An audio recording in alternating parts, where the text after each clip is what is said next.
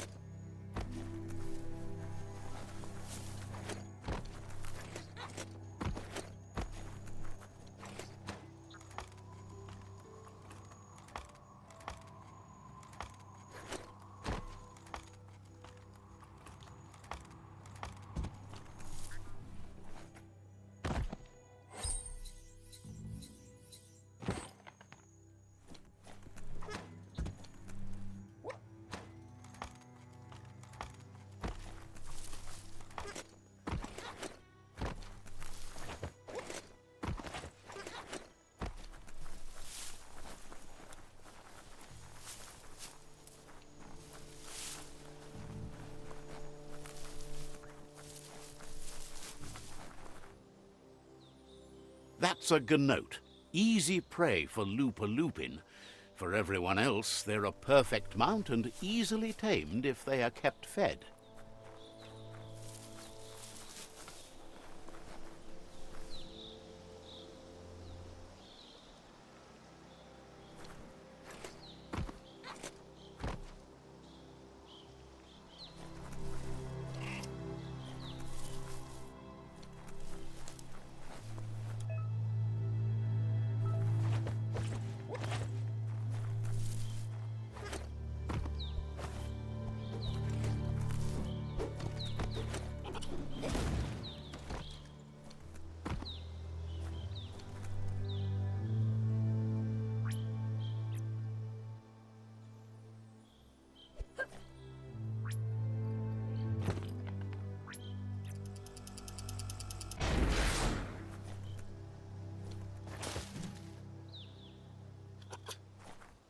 Check out that day.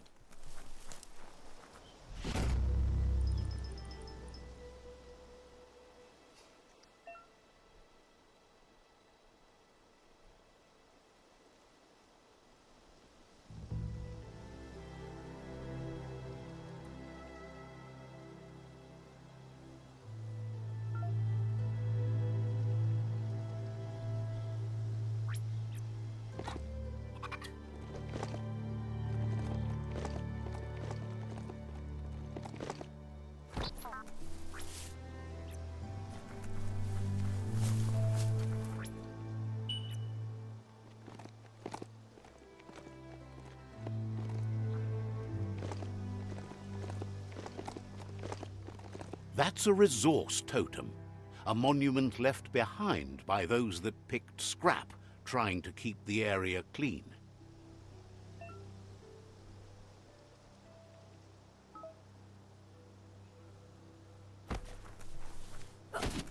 Glad to see some wood scrap there.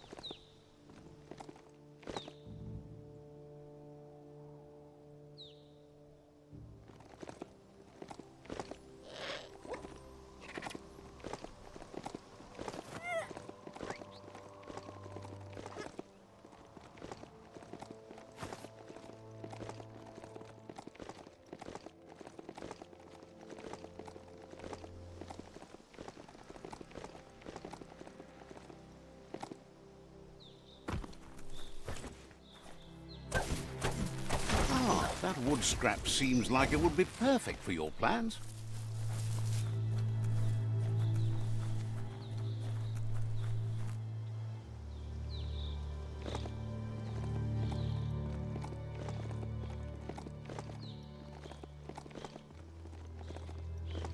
Supposedly, mounts like that can smell fear. It's the CHUGYARD. Oh, it's locked.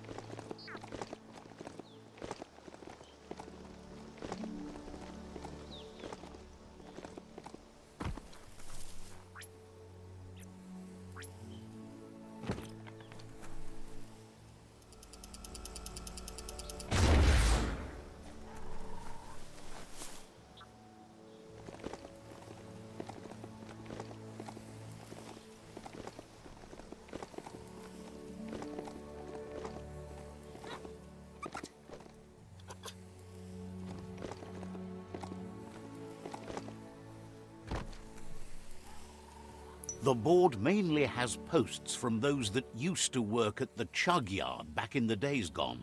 They don't make much sense these days. Not much more to say.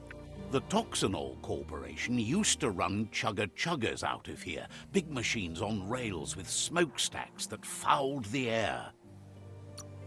They can carry you anywhere you like, well, anywhere that they go to, and then you can leg it from there. You're on the right track. Keep your eyes open.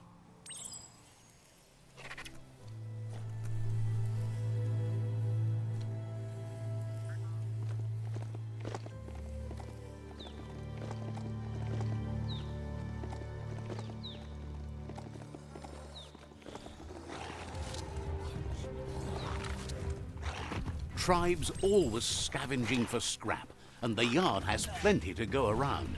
But they should have stuck to looting instead of playing around with sprockets.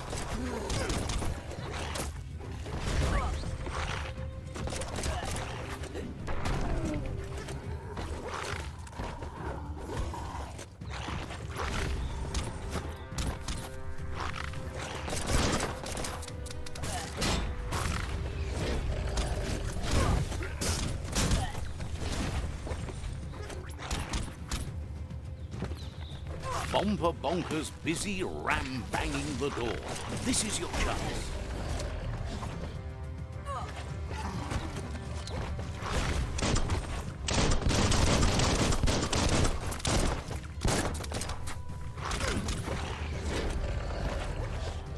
You're bruised.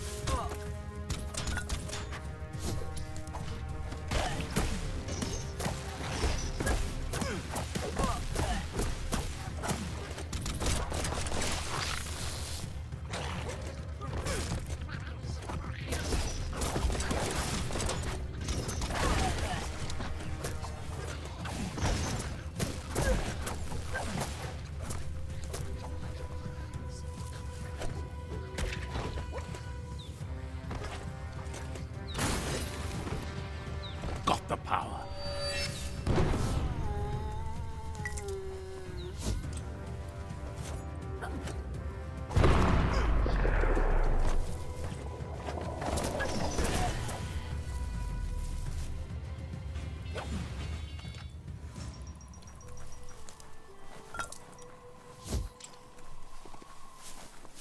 When a story comes to you, pay attention.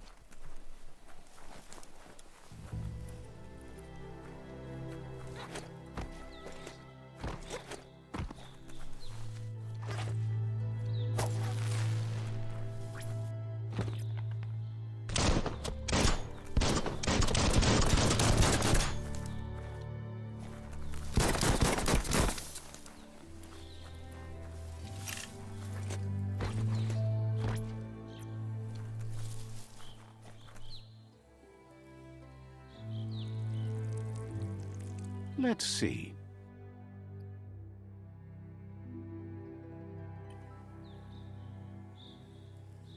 Let's see.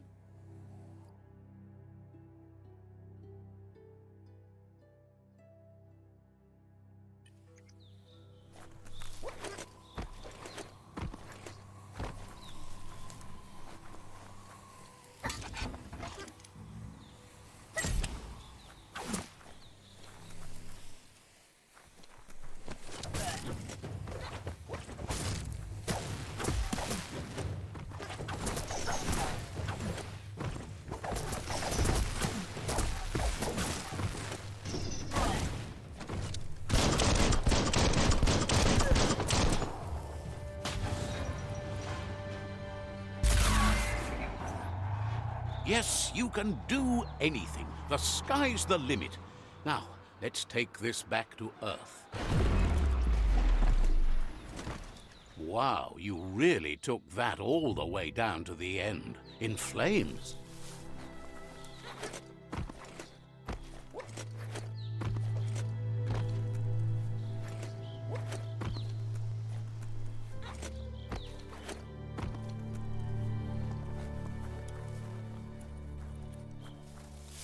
Heroes are only heroes for others, but they do the work, or they're heroes to no one.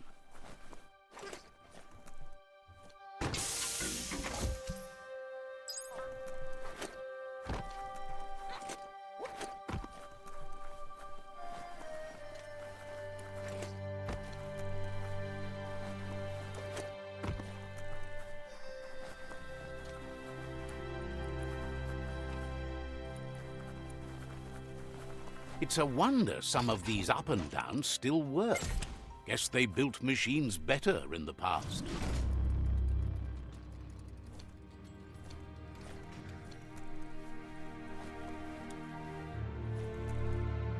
The spent nuclear fuel that Toxanol dumped in the surf had detrimental effects on the marine habitats, while the overflowing landfills contaminated the groundwater.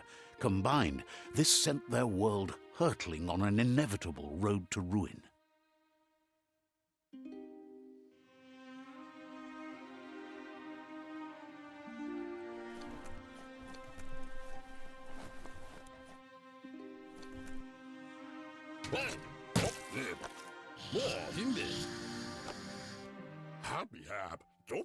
I need to brush up on my Wando, but I have a feeling he believes it was you that caused the bang at the yard. Oh, and he says he knows you. You used to call him Gizmo. He gave you the oil-greased hands when he taught you how to upcycle. Gizmo remembers you as a nice kidling, and he can still sense the warmth of your good heart. But Gizmo says how you experience a memory can be different. You know the story, but sometimes the truth it brings is personal. He'd lie if he claimed it was all good. You changed after your Mooma and Popsy passed, and he understands why you had to leave. The old village being a constant reminder of what happened.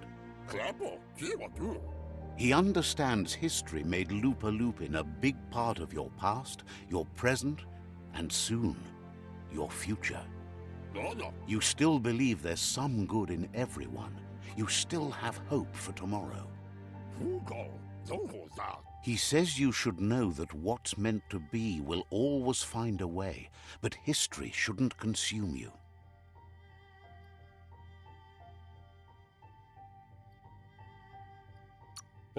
Gizmo encourages that. You should forgive, but never forget.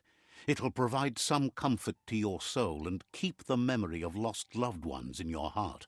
Fan that flame!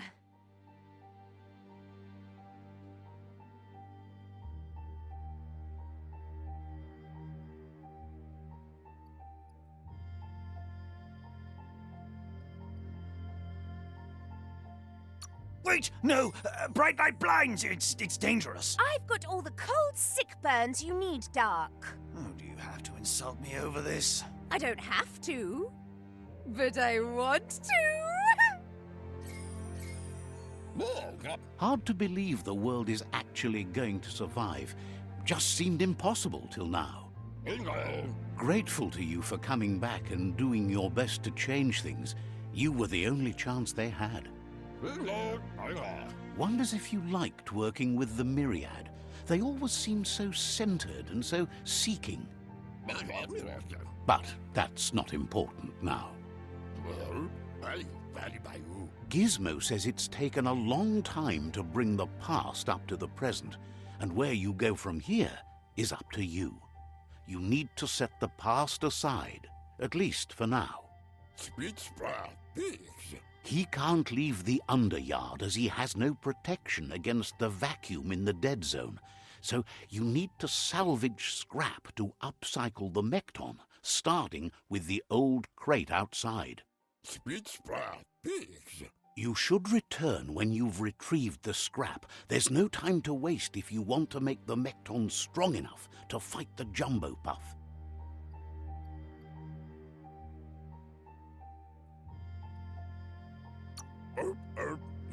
That's what he decided to call it after he saw it for the first time.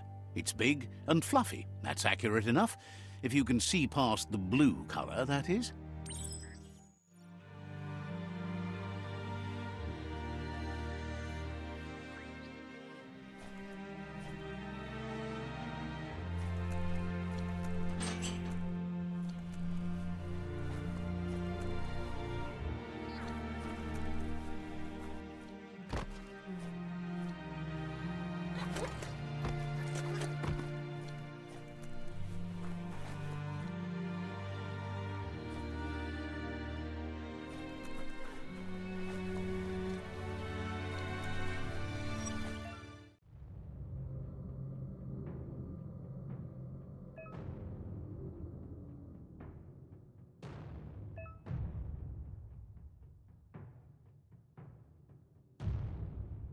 You sound a little wheezy.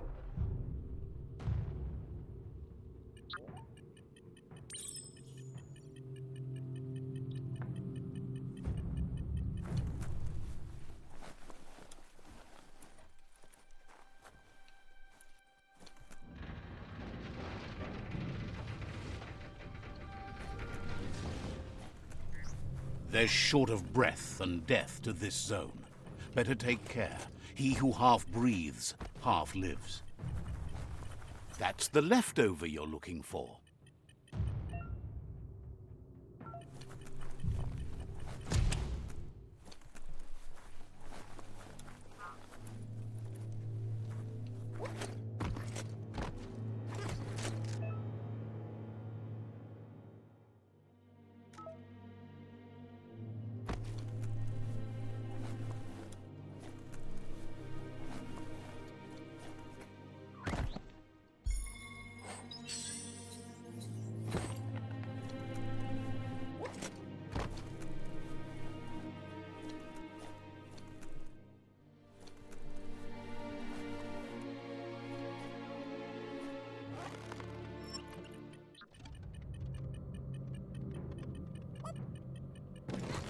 This rope seems solid.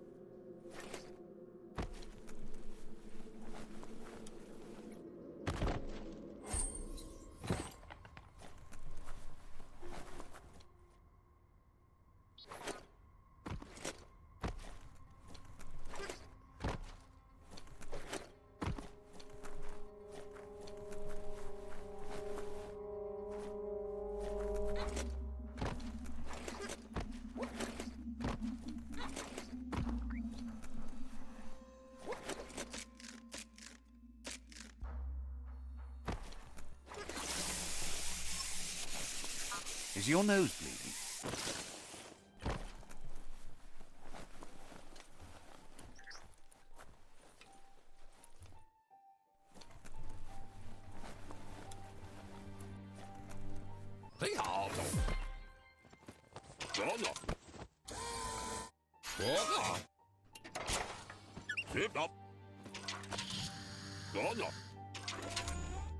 He says that's enough to get the MKTON functional.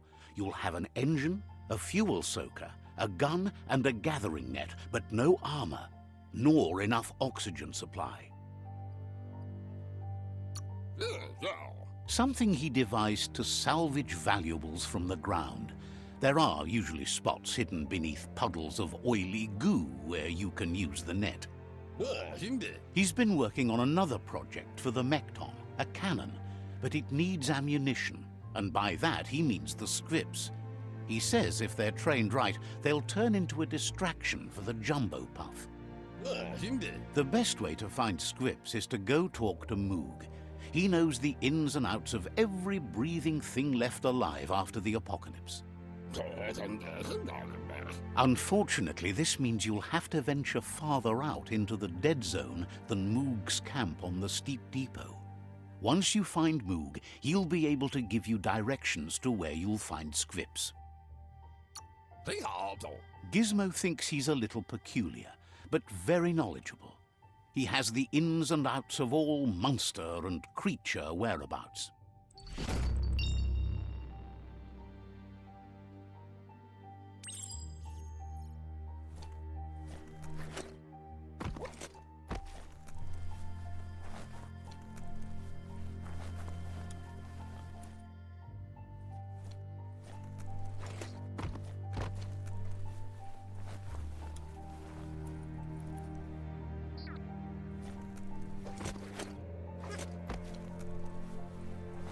Looks like the switches need to be turned to match so enough charge can flow through the conductors.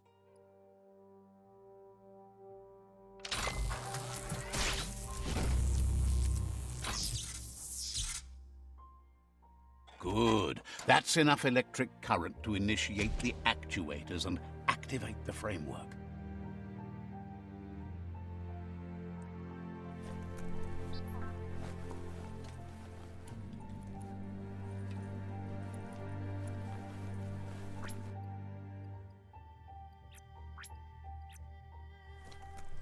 Even the sound seems sharper here.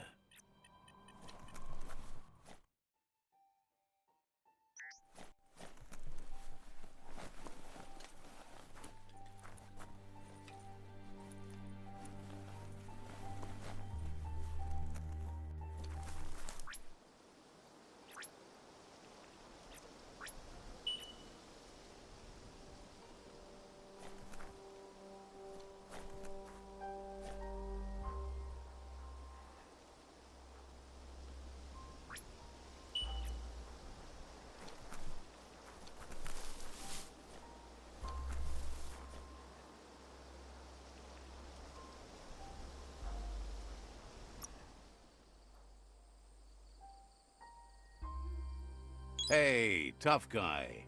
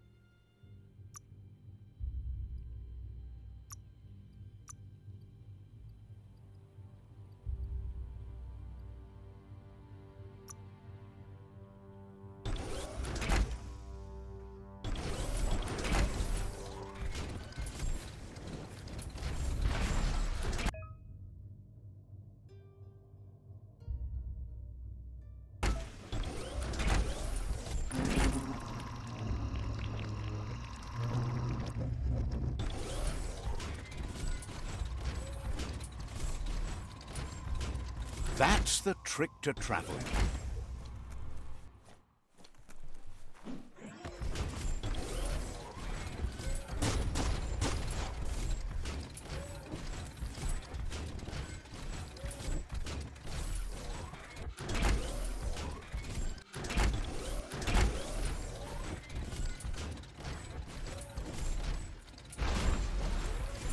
The grease monkey's MKTON is built sturdy, just like himself. Can you imagine how this place used to look before the dead oil flood?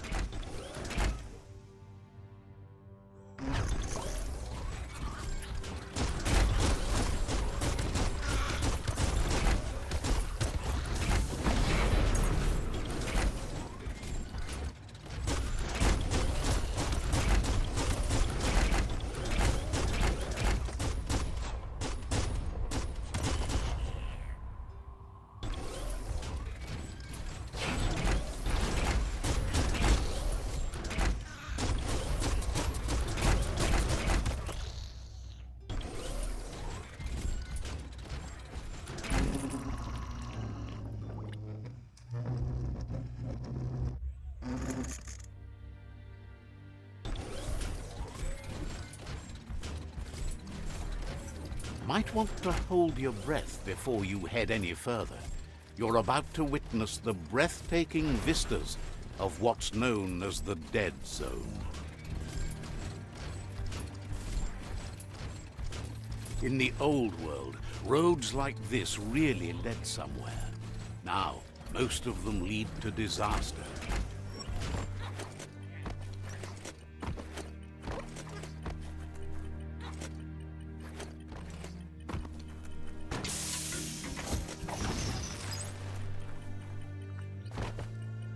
Where'd all the critters go?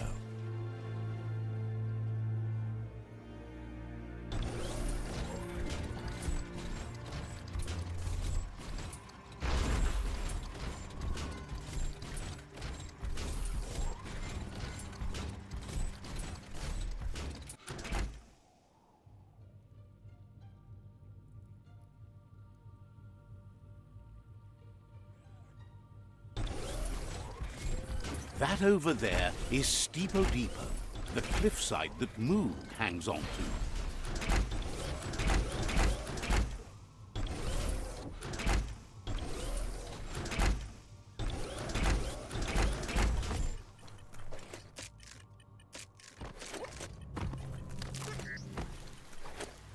One hand after the other.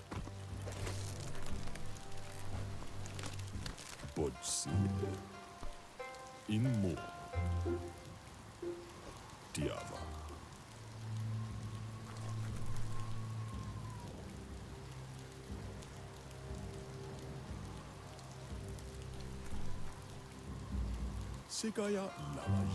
This one's impressed to see you out here.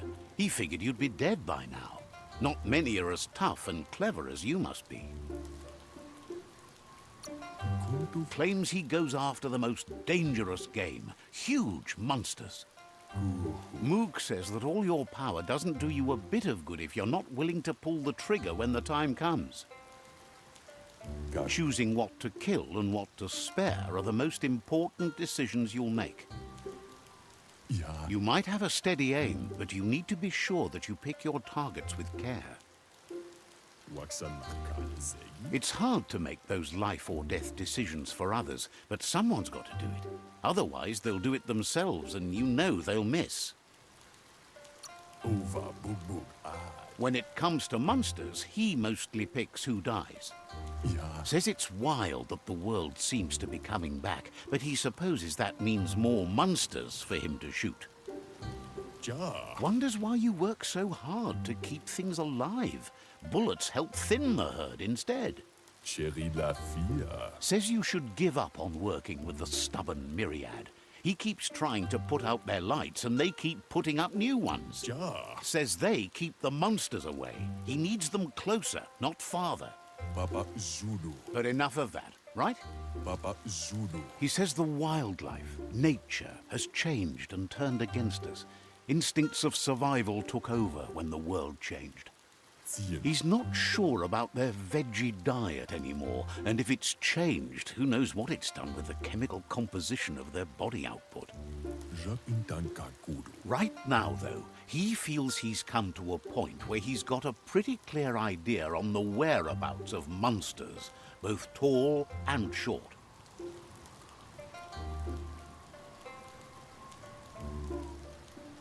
Thinks that it all hangs on the tree of life. When it started to fail, everything changed. Moog says you must learn to walk before you can run. It takes practice before you can call yourself a monster hunter. Fortunately for you, he can help. He understands you need to start off with something small before you go big. There's no better place to start than a squip cave. Hunting down a couple of these little critters for yourself should keep you on your toes. Says it's not far at all. Fortunately for you, the squips seem to have acclimatized themselves to the otherwise uninhabitable dead zone.